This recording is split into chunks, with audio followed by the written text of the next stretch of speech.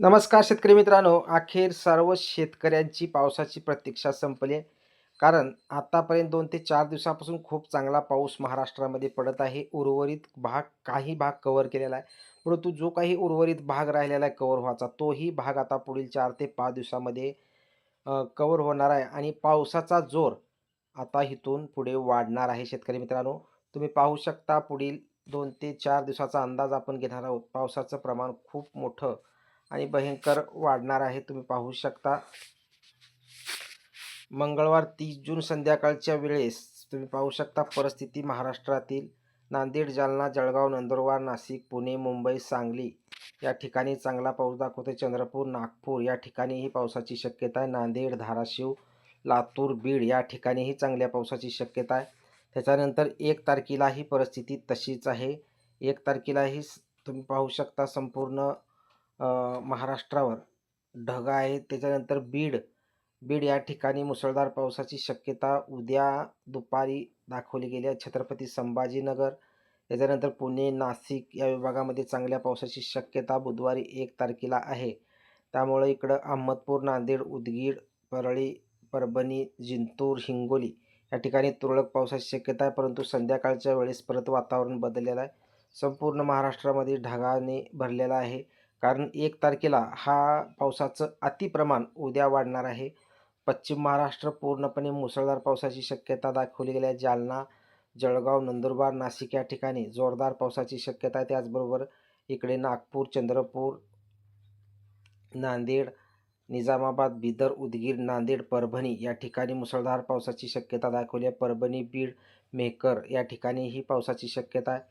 त्याच्यानंतर संध्याकाळच्या वेळेसची परिस्थिती 1 तारखेला पाहू शकता. परत रात्रभर उद्याही पाऊस राहू शकतो.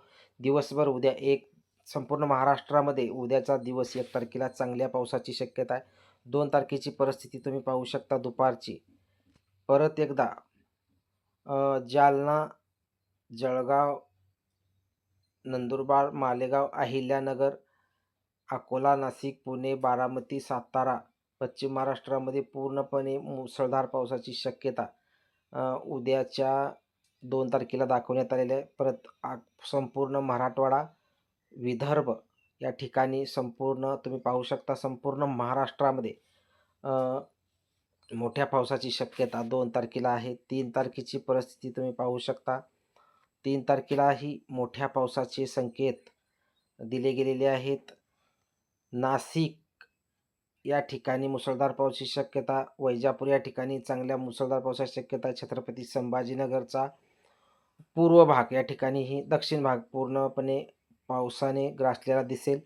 मोठा पाऊस हा 3 तारखेला दुपारी छत्रपती संभाजीनगर, मालेगाव, अकोला, वापी, बोईसर, मुंबई या ठिकाणी मोठ्या पावसाची शक्यता आहे.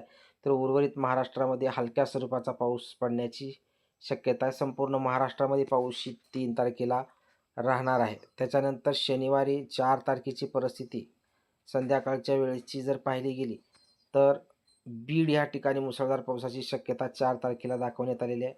त्याच्यानंतर इतर संपूर्ण जिल्ह्यामध्ये पश्चिम महाराष्ट्र असो, विदर्भ असो, खानदेश असो, मराठवाडा असो, हलका ते मध्यम पावसाची बरसात कायम राहणार आहे. त्यामुळं पावसात खंड नाही, पाऊस चालूच राहणार आहे.